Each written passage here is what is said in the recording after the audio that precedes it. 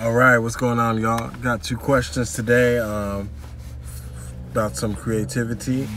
First question is writer's block. I'm struggling to find the words when I actually have the time to get in the studio, and I wanted to know, what do you think about what's your take on writer's block?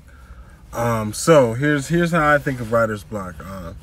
And this is coming from a guy who 14, 15 years ago, if you met me, I would have identified as permanent writer's block.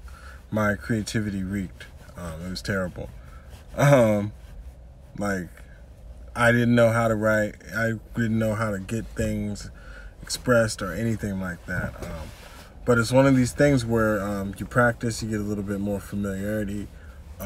You have to develop a different kind of intelligence and a relationship with that intelligence.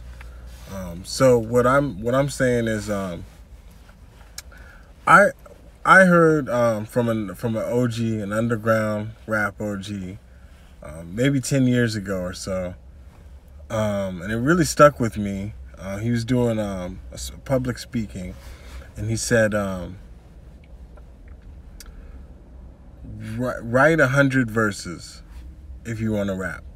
Make 100 beats if you want to produce. And he put it really simple, but there's this bigger meaning behind what he was really saying.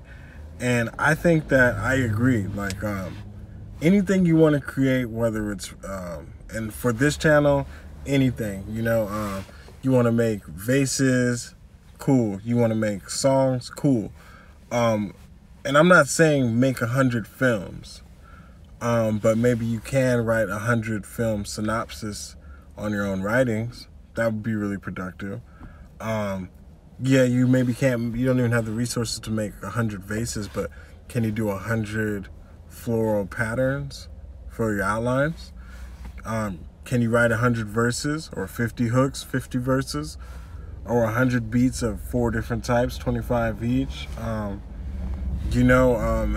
there's something about that number, and it really isn't even about making the 100, because what happens is around 70 or something, your body starts to get used to the procedure or the routine or the ritual, and this familiarity breeds, and it develops like a relationship with that activity. So that is gonna help build a good foundation to not counteract writer's block, because this is what's really going on.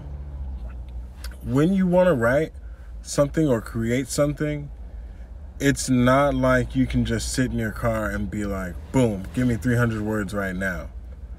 No. You will be able to build up to that.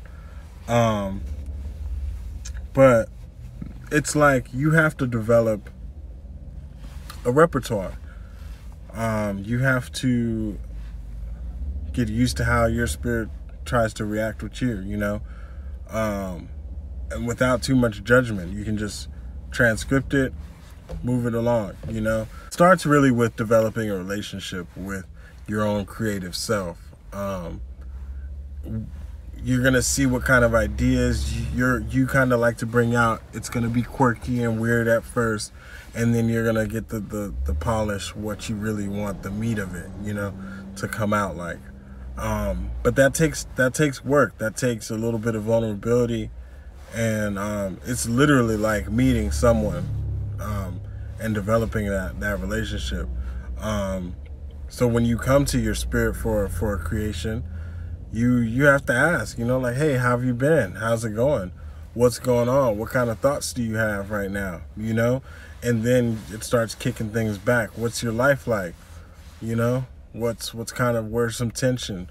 Where's some drama? Where's some romance? What's funny? What's fun? And then when you get these responses, you start to write back. So it is about, like, it's not just like, hey, I need 300 words right now.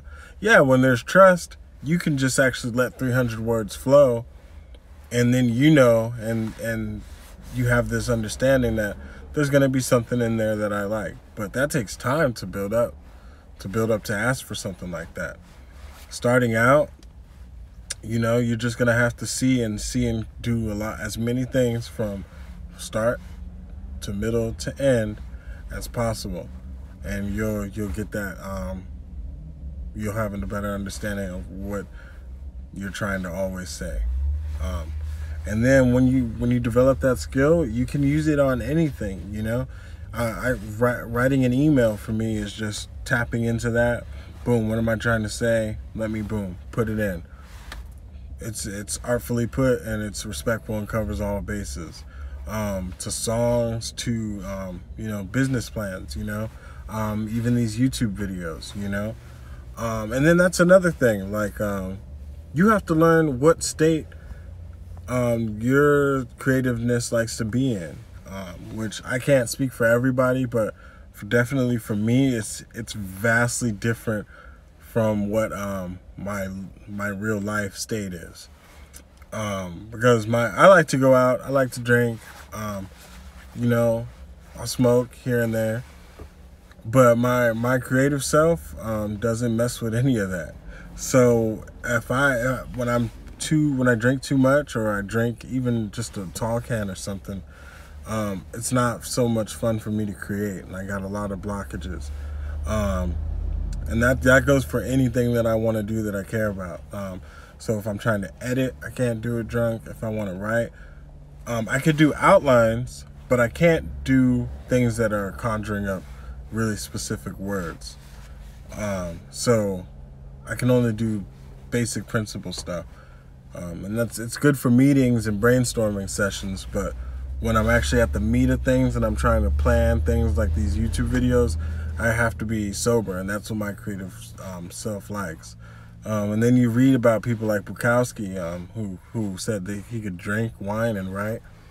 You know, hats off to him, because I can't write a thing that's like anything worth in the morning if I'm drinking or anything. And so that's something you have to learn, you know. Maybe your spirit likes for you to go jog, and then in the middle of the jog, when your heart rate stuff, it likes to give you a lot of inspiration or something. Some people, they know this, or you have to take a nap, or you go around to walk. You just figure out what you like. For me, my best creative self is like 11 a.m. To 3 p.m. super sober. I'm getting stuff done. Yeah, so for me, 11 a.m. to 3 p.m. super sober, super clear is like some of the best time that I know with myself. I can just tap in real quick to get some honest thoughts from myself. That's why I choose to do these YouTube videos between that time. And you know, it's real easy. You get something quick. I can polish it up. You know, but that's me. So in the interim, you're gonna start to develop that with yourself, and that'll help you get through writer's block. Just look at it like you're coming to something as a person would. They don't want to just be taken advantage of. They don't only want you to hit them up when they need something. No, you want to check in and be, how's it going, you know? You want to contribute something to it, you know? Be thankful for the interaction. Because you don't have to get any words. Nothing could, but it's all this inspiration of life that motivates you to continue to create. Second question. I hope that answered about writer's block. I mean, getting out of writer's block, you got to just do something else. Do something different. I try not to think about it too much. Maybe that's why I didn't really hit on that particularly. But I just do other things. I just go live another part of your life, because it all references the same source. So you'll find it applying yourself in a relationship, applying yourself at your job, applying yourself and improving your surroundings of your personal life, you know. So doing all that inspires more life. It's not just about doing the art and talking about doing the art. So question number 2 for today. I'm going to try to make this one quick. I'm sorry. We'll probably go into it in another detail, but I'm trying to keep these videos to around 11 to 13 minutes. So yeah, they're in a small suburb in Colorado. No creative outlets. What should I do? I want to save up and move to Los Angeles. Okay. And then me being a native in Los Angeles, I can really give you some honest insight. Yes, there are events going on out here in LA. You can be out there and be busy, but you need to have your life set up to be sustainable first, and that goes for wherever you're at. So you need to be able to have a job industry that doesn't cause you so much stress that you can't create, and that you can relocate and be really prolific in as well. Like for me, like I know my thing is I went to school for psychology. I always had a good backup plan. I went to school for psych, so I know anything in the mental health care, even entry-level tiers like therapist jobs for people in group homes or special needs or social work kind of stuff. I know I have a hustle to get those kind of jobs, wherever city I'm in. I don't have to be in LA to do those things, but it can go for if you're even in the restaurant. What kind of restaurants do you like working at? Because if you don't handle pressure well and you keep trying to work at these 5-star sushi restaurants like Nobu, then it may come to a head at some point, and that's your livelihood. No, you got to find something that's like really low stress, not low stress, but something that the natural you is engaged in and enjoys, and that you can do anywhere. So if you only got a job because somebody in your family got you that job, you need to figure out some skills that you can get that'll make you marketable to relocate.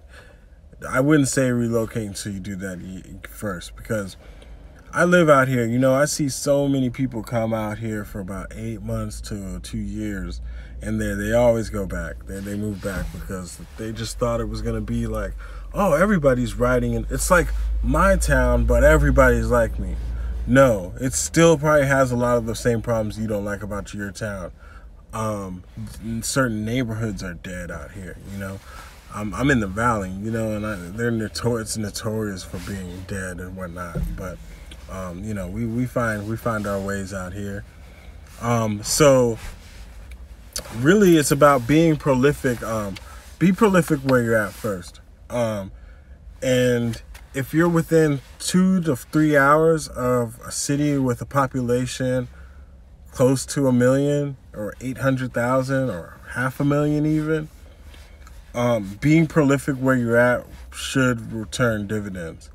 If you can make good products with what you got, and then network at these cities that have those populations, you don't have to come to LA, and I'm not saying don't come to LA, but like I would like to be out in Florida, Miami. I would like to be in Atlanta and New York, but I don't need to move to those places to start having an influence out there. No, that it just comes from doing what you do in your smaller area, which is, all right, I'm submitting to film festivals that are out here.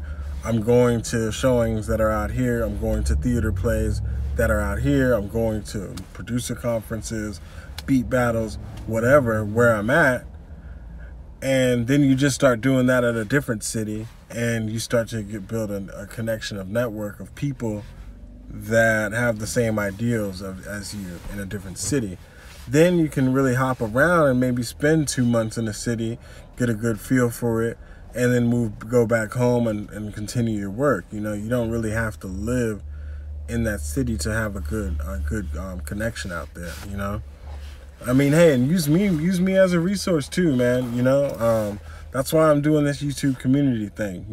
Like I said, $5 PayPal. I'll review your stuff. I'll answer your question. I'll give you a paragraph back. If you want to do a video chat or have me make a video about it, we could talk about what the length might be. But anyway, like and subscribe. This one kind of ran a little long, but hopefully I got some of those questions answered. And yeah, stay tuned.